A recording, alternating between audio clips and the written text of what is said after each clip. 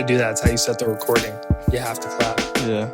My wife is sitting in on this podcast. She won't be saying anything, but she's sitting in on it. Just so you all know. So we have reactions, I guess, of what we're going to say, which is interesting. Anyways, welcome back to Radical Culture. I told you we were going to make more episodes. I don't know what about, but... I don't know. We're going to see what happens. Yep. I did say we were going to talk about Lord of the Rings, and I know you brought that up a second ago, but I don't know where to start. So it's a lot to get into. I mean... Yeah, I know. Do you really want to do that right now? No, we can do that some other time.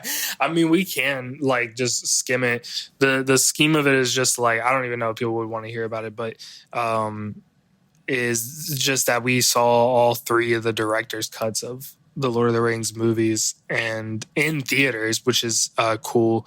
And I do want to talk about it. And we're also reading the books and everything. But I feel like I don't even know where to begin with that. I feel like, we could start doing that, but it's a lot to dissect. It'd probably be a longer episode at some point. Might wait and grind because I'm still reading the books. So maybe grind out the books. Yeah, we could talk about books. I feel like you've been into books a lot recently. Yeah, and you haven't. Yeah, I've tried to, but bad habit of not finishing books. Because I think the book that you're reading right now is kind of boring. The first Fellowship Lord of the Rings. Yeah. Well, I went to The Hobbit, no problem, which I know it's a little different. Because The Hobbit's good. So it's an entire story in one book. And then, yeah, it's quicker. People are probably going to hate on me for saying that Fellowship of the Ring isn't good. It's not bad. It's just so slow. Because he's setting up... I think it's because he wrote The Hobbit and didn't know he was going to write the rest of the series. So it's a lot of setup for the rest of the books or whatever. Well, also our thing is we probably shouldn't have saw the movies if we were going to plan on reading the books first. Because the movies are just so more tight. And I don't think I would have ever... because it's a movie, but I don't think I would have ever read the book. Without seeing the movie, that's fair. But I just think that doesn't help pretty much is what I'm saying. I think... going from the movie into the book, there's just so much more in the book. It's just two different entities because there's stuff that happens in the book that doesn't happen in the movie. It's two different things, I feel like. And maybe that's not true. Maybe I would have read the books because I actually thought The Hobbit was good as just a book in itself because I haven't seen any of the movies for The Hobbit. So that is completely new for me. Well, see, because I hadn't seen the Hobbit movies and I purposely read the book first. And I feel like I appreciate the Hobbit movies a little more, maybe because I read the book first. So I'm oh, it's nice when you see it, you're oh yeah, I remember reading that. It's kind of funny though because those movies take one book and split it into three different movies. Yeah, and I feel which I don't know. They add a lot of things in the movie that just aren't in the book at all. Orlando Bloom is in. I think two of the Hobbit movies, his character is just not in the Hobbit books at all. He has a whole storyline with another elf that's just not in the book. Yeah, that is not. They added a lot, which I think is, I know a lot of the Hobbit movies get a lot of hate. And I think that's probably one of the issues. Is just because all the unnecessary. Because it probably does move slow, considering the book is it's pretty fast paced. Yeah, it's not a slow book at all. There are slow points in the Hobbit book, but it's also few and far between. Super old book too. Yeah. I say super old. It's not that old, but 1920s, right? It was written in. Yeah, it was pre World War II, so yeah, anywhere from 20s to 30s, maybe. No, yeah, it was good though. It's great fantasy. For sure. Or maybe it was post World War II because I want to say it didn't get published until way later. Well, Tolkien fought in one of the World Wars. I can't remember if it's the first one or second one. It might be World War I. I don't know because I can't think of it right now either. Looking at your phone, man, as you stopped the recording. No, just your thing looks different than mine. I was noticing that it went into sleep mode or something. I don't know. It's oh, does it do that? It's I keep tapping my phone to see if it stays up. Mine stays up. I don't know what's going on. See, my I moved it, but yeah, I don't know. But that was I don't know. You'd have to look up the story. I totally forgot, but that's one of the books he wrote and didn't publish it till years later. I think because he fought in one of the world wars. He also changed the one scene in The Hobbit to better fit with the canon of Lord. I don't know Lord if of the he Rings. did that or if just his. Well, okay, so he did do it, but he didn't even have to do it because You're right. I think he was still alive when the revised edition of the original Hobbit came out, like the book. But he didn't have to, because in the second Lord of the Rings, or sorry, in the first Lord of the Rings and the Fellowship of the Ring, they talk about how he made up like stuff he wrote in the book or whatever. Yeah, because canonically they changed it to where like technically the first rendition of how he got the ring is true, like in the world, but he like lied about it, and then the real story is the one that he told later, and they put that in like the revised version of The Hobbit. Yeah, I don't know. I think that's so cool. Like the lore goes so deep with Lord of the Rings. It's so cool. I think it's just really neat. Yeah, and they're making the whole like the new movie. It's like The Hunt for Gollum, which is based on like a piece of work he wrote. What's that? The Hunt for Gollum. It's where like I forget. I watched a video on it. It's something to do with Aragorn. And, like, it was, like, Gandalf sent him to find Gollum. I want to say maybe it was before the events of Lord. Because, so in the books, like, in the movies, it doesn't really specify that. Like, in the beginning of the movie when he tells Frodo that he'll be back, he has to do, like, research. In the book, that's, like, a 10-year span of, like, him gone. Like, after Bilbo leaves to him coming back. Which, in the movie, it's, like, a few days. Do you know what I mean? I don't think so. Like, so, you know how in the book, when Bilbo leaves the ring and then Gandalf has that feeling, he's like, this feels off, like I'm gonna go like search, like find information about it. It's not 10 years. In the book, it's like years, yeah. It's like multiple years. No, I think it's like close to a year. I don't think it was quite you're that right. long. It's definitely like multiple years. I don't think it was that because long. in the movie it's not. In the movie it's not long at all, but in the book it's like 10 years. It's long in the book, like longer than it is in the movie, but I don't think it's 10 Dude, I'm telling you, you gotta look it up. I don't know. Well, because I read the book. I read it too. I read that. I'm farther than you are. You are, but I read that part. Because it says Bilbo, he was like losing hope, like he thought Gandalf was just never going to come back. Well, he knew something was wrong. So, but the thing is that it might have been years. I don't think it was that many years though, because the thing is that Gandalf. Okay, I don't want to spoil it for you. But Gandalf wrote it right, because where are you at again? I'm like, they haven't even really left the show. They haven't gotten to like the prancing pony. Yeah, yet. if I tell you, this okay, is past that. Let me break it down for you. Okay, no, because so you haven't read past that. No, the Hunt for Gollum takes place in between that gap of him leaving to go like find information about the ring and him coming back to Frodo to give him the mission. Yes, because if you read the book, he sends Aragorn out to find Gollum and like he captures Gollum for a little bit. Yeah, and that's what like the new movie's supposed to be. Yeah, about. They talk about that in the book. Yeah, well, yeah, that's what it's based on. But I guess they're expanding it like a lot because I don't think it's very big in the book. No, I guess. Not very long. I don't want to spoil it, but like it comes up in the book. What? I don't want to spoil it for you, but it comes up in the book. Yeah, well, I know. I watched a video on like I know that they mention it in the book. That's what it's based on. Okay. So it's like that piece of lore. But. Yeah. Yeah, all the lore is interconnecting and it's really cool. I need them to make a show about Tom Bombadil, though. Well, he's going to be in Rings of Power. The second season. They released like a screenshot of it. Really? Oh, okay. That's where his picture like pops up, I guess. Yeah, I mean, I don't know how like significant he'll be in that. But he's like one of the most powerful characters that like has a cameo and that's it. Yeah. I want to say he's in, because he wrote like the miscellaneous tales. I want to say maybe he was in a few of those. He was, because I looked into it. This is so nerdy. This is like the nerdiest podcast, like when you really think about it. But when I was looking into his background, it said something like there was like when I guess Tolkien was writing, he started developing his lore. He was writing like kind of like wives' tales and stuff, like old like poems and stuff about his characters, and one was about Tom Bombadil or whatever.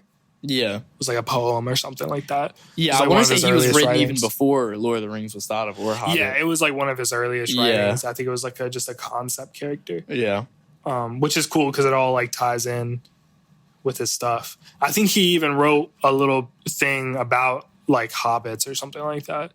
Yeah, I think they were mentioned before he ended up writing The Hobbit. It's something about, I may have this wrong, but I think he was trying to develop it was something like a lore for like English or something like that. Like, I don't know. like the English heritage, like lore or something like that. Something I'm probably really butchering that, but that's like what it was supposed to be about or was supposed to represent. Maybe. I don't know if I've heard anything about that. Yeah, I know you haven't, man. You haven't read the book. You haven't finished it either. I don't know why you're like... No, but I'm farther along. You've been reading. I just have a hard, like, when I get into reading, but I have a hard time, like, sitting down and doing it. Sometimes it's easier than others. I get distracted. I don't always. I'm not like super. It's the same way I am with like TV shows. Like I can get into a TV show and watch like a season of it and really like it, and then for some reason I just can't bring myself to finish it. Like I don't know what it is. Yeah, but finishing a book I feel like is more satisfying. Yeah, I mean, they say there's like they do rank a scale of like the most satisfying or like rewarding things. And like finishing a book is like high on that list. It is like that's why like and seeing progress on a book is awesome too. I think that's why like on my Goodreads I'm so active because I want to keep track. Keeps of it. You motivated, yeah. Yeah, so I like seeing the percentage and stuff go up. My problem right now is just switching in between books. I just keep going back and forth a bunch between. Yeah, like, I can't really do that. With like, it's two different stories. So if I take a gap between books, maybe like if I'm if I read The Lord of the Rings for a month and then take like a month off and then read another book and then go back to it maybe. But, I don't like, it's not like in between days. It is like I'll take like a week away from a book and then read another book. Yeah, I mean, I could maybe understand that. But I don't want to start too many things because then it just gets overwhelming and then I would really never finish it. Yeah, that's the other issue, though. You got to find a balance. I thought about starting a third book, and I was like, no, let me stop myself. Yeah, it's just, sometimes it's just too much. I can't balance it. But I also want to make progress. But also, like, if the book is boring, I don't know, like, you just stop reading it. Like, I haven't touched Outlander and I'm, like, halfway through that book. Yeah. I wanted to read Harry Potter, too, and I still haven't got into that. Don't read it, man. It's a whole other. Yeah, no, I'm just kidding. I'd have to like finish Lord of the Rings before I even touch that series. It's like what, 8 books? I gotta finish before 7 I ever books, do a series. I gotta finish Lord of the Rings. Yeah, there's so many books that like I want to read, but I just can't bring myself to read. I don't know. Just switch them up, man. Just start a different book. Just do it. Maybe I'm just worried that because maybe the book's not going to be too much. If it takes too long to read it. It's not that. It's because like I can enjoy it. Same thing with TV shows. Like it can take me forever. I've been watching The Sopranos on and off for like a year and a half now, and I really enjoy it. I just can't finish it. Like it's just like I'll be really into it for like a couple weeks and then take like 3 months off from watching it. Yeah, well then just only watch it when you're into it. It was not going anywhere either. I know, but it's kind of hard. Like especially if you don't remember everything. Like it's a lot to like get back into. Same thing with like a video game. Like, yeah, but I don't know with a forget book, the controls. Because like one of my issues was that it was taking me too long to read. I feel like I was just focusing too much on it. When in reality, I could keep reading and like I retained everything. I was just afraid I wouldn't retain everything, if that makes sense. Yeah. So I feel like, I don't know. I feel like if you think like anytime I've ever come back to a book after starting another book or like being away from it for a while, I immediately remember everything. Like as I just think I'm bad. It was easy for me to read. It was easier for me to read when I would watch nap times at work because I'm sitting in a dark room for 2 hours doing nothing pretty much. Yeah. But now that I'm not doing that anymore, it's like I don't really have that free time to read. It is hard to find free time. I don't balance my free time well, you know? Yeah. I don't dedicate time to reading. I don't know. It's. I kind of look at it like when you used to tell me like instead of just having your phone out, just like have your book out instead. I know, and that's like one thing I'm trying to get better at. It's like don't pick up the video games, like read a book, something like that. And I'm learning. I actually feel better when I'm not on my phone. I know. I need to work on that. But, you know. Yeah, so that's what I'm trying to do. I mean, I do have a lot of downtime, but I'm just trying to, like, balance, like, time on my phone to, like, time reading. But also, like, I enjoy it, too, because it is, like, I don't know. To me, it's better than sitting down and watching something. Too. It depends. Like, I like watching movies, but sometimes I don't want to just, like, sit down and, like, grind out an hour-long show that's moving. Yeah, I just find I have a hard time, like, doing things constructive, especially, like, when I work like all day or I just come from work. It's like I don't want to sit down and like do something constructive, you know, like I want to just like lay on my phone and do nothing. That's just how I feel after work. Which is like a terrible mindset, but I'm trying to get out of that. But sometimes though, if you're tired, like, I don't know, part of me like is like, yes, like that's not a good mindset. Like try and do other things. But I guess, I don't know. I guess also do like, because if you stress about it too much, I feel like that's not good for you either. If you're just like stressing about like, oh man, I did nothing constructive today. Like I just sat on my phone. Yeah. So I don't know if it's like a bad thing to just sit on your phone, because sometimes you just need that break, right? Yeah, I mean, everything in moderation. Like, yeah, I guess if you're doing it like every day, maybe just be like, yeah, maybe I'll just read a book today instead. Yeah. I need to just tell myself that. Like I need to tell myself like, okay, after work today, you're going to sit down for an hour and read and like commit to it. You just got to do it, I guess. But what happened to you bringing a book to work with you? I mean, I keep one in my backpack, but I don't really have time anymore. Like there's no downtime. Like, right. No downtime. Especially because I like to read in silence. I'm not really someone that can read with like things going on around me. I like to like have peace and quiet when I'm trying to read. I used to be like that, but I figured out now how to kind of read. I can't read when like people are having a conversation nearby me, but I can like read if there's like just background noise or something. I would maybe try to read if the kids just like read more. I feel like we don't do a lot of reading time. I know we don't do a lot of reading time with the kids, which would be nice, but it's 2024, so yeah. So yeah, good luck.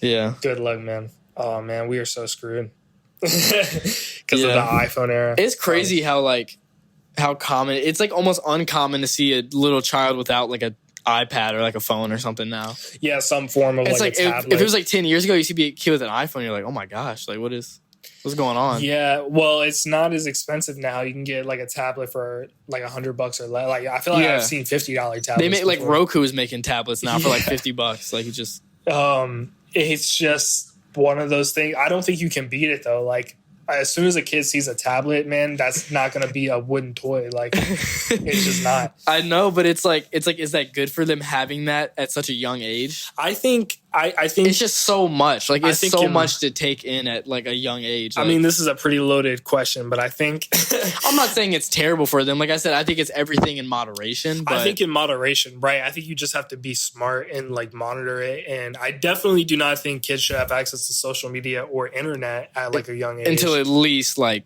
high school. Yeah, I think. Yeah, I agree. Yeah. My wife is making some crazy faces over here. It must be the book. Worried about what I'm saying. I mean, like that is crazy that we went from the Hobbit to this, but like, I mean, yeah, like I don't think that's crazy to say necessarily, but maybe I'm wrong. You want to say something? You got to come over here. I'm not coming over here, but all right, hold on here. I'll bring it over here. Oh, it's not important. I made a face because the book I'm reading, not because what you're saying. Oh, that's what I figured. I was worried because she's been doing it for like the past like 20 minutes. Yeah, she's reading. What are you reading? It Ends With Us, Colleen Hoover. Never heard of that book. Don't tell people that. Don't tell people that. It's like the biggest best-selling book ever written by a woman, I think. Everyone I talk to that's not true. I feel like everyone that I talk to that actually reads books like hates on Colleen Hoover. Well, I'll say this. It's not that you necessarily like Colleen Hoover, nothing against her either. It's just that somebody gave you that book to read, right? And you're just trying it out, right? Yes. Okay. She said yes. Yeah, so it's just... So it's not, I'm not going to say... Can't knock it until you try it, Yeah, right. I'll be the first to say I read Stephen King books constantly, and I know people hate Stephen King, but I can't help it. It's like good... It's good horror. I don't know. It's good, like, thrilling stuff, like, pulls you in. Yeah. He's kind of wordy sometimes or, like, kind of, like, descriptive, but I don't think he's, like, insane. I don't think... Surprisingly, I read 11/22/63 is, like, over 800 pages or whatever. Yeah, that's really long. It would take me a while. It didn't feel long, though. I don't know how he did it, but it was, like, perfectly, like, perfect length. Like, how long did it take you to read? 2 weeks, I think. See, I was going to say, I think I read The Hobbit over like, it was like about 2 weeks. It took me to finish that. And that was like probably it was like 300 some pages, maybe. I think it was 4. It was close to 4. I don't know. Yeah, I mean, I guess it depends on like the text size too, and like it's really like how many words I think. Yeah, word count probably. Word count. It doesn't because it can all be printed differently, and because like that's the thing I came to realize after reading books is like depending on how it's printed, like certain editions have certain printings of like words and things, and like the pages are different and the size and everything. Yeah. Yeah, that is one painful thing I will say about reading the Lord of the Rings books right now is that it looks like it's like old text or something. It's so small. It is small print. I was gonna say that maybe that's why like I don't know. I feel like it's kind of hard to read. Yeah, it's hard to read it smaller sometimes, pages, smaller text. Like, but it is nice that I can like hold it in my hand and like just do whatever. It's very, but and like all the pages are packed too. A lady told me at Barnes and Noble though that they're phasing out of those kinds of books. Like they're not making. I was gonna say I don't really see those anymore. Like all the books that like Autumn's reading over there, it's like pretty big size. Yeah, because I guess I don't know if like books are just not being printed as much. I guess it's like the mass paperback versions, like the smaller like print like ones or whatever that are cheaper. They're all gonna be like regular like. I don't know. Maybe paper's cheaper, or they're just not as printing as many books or something. I don't know. Yeah, I don't know. I don't know why they're phasing out of those. Hopefully, it's a good reason. It's not a bad reason. I mean, I'm all for the books looking better, I guess. Yeah, I think aesthetic is a big part of books now too. So yeah. It's like if you could get the CD cheaper for $5, but there'd be no cover. It's just a disc. Yeah, it's like it's just nice to have like the nicer looking version, I guess. You guess. Yeah, I mean, I guess that's probably not important to everybody, but no, I wouldn't. If it's printed better, it's slightly important, but I don't actually care. That actually brings up. I remember, I was talking to someone who she used to work at Crumble, right? Yeah, and she was telling me this experience she had where they made like a batch of cookies and like they came out like a little off looking, and she was serving the customer and like the customer threw a fit because she was like, this one isn't pretty. Can you make another one? And she was like, well, the whole batch is like that. I can't really just like make another one. Yeah. And then she like got really upset because it wasn't like aesthetic looking. And it's like, it's a cookie. Some people throw a fit about that. It's not, to me, it's not something that's going to bother me because I mean, maybe like slightly or just like you see it. But I just don't get that because it's not like the burgers you see that McDonald's advertise is how it comes out. Yeah. So I just think it depends on the thing. Because like Crumble, I feel like every time I see something about Crumble, someone's taking a picture of it. Well, so I see people eating it, but immediately that's what I think of is the reason why people throw a fit. But I can't. I feel bad assuming that that's why they're throwing a fit. Like I would hope that people are more reasonable. Yeah, well, that's what I'm saying. She was like, the woman was yelling and said that they lost a customer, and it's like, yeah, but it's like it's a cookie. I don't know. Like, I worked enough retail jobs to know that like when somebody throws a fit and says you've lost a customer, like it's not really a loss. Like that person is just like, like as if you're the CEO of Crumble, like right? You're taking away money. And it's like, okay, I don't know, dude. That's crazy because like I don't know. It's like if your mom made a homemade cookie and like one came out not looking like aesthetically pleasing, like you're gonna yell at your mom. Yeah. I mean, I get you paid for it, and to some extent, I kind of understand it. But it's also like, it's like, do you even owe that?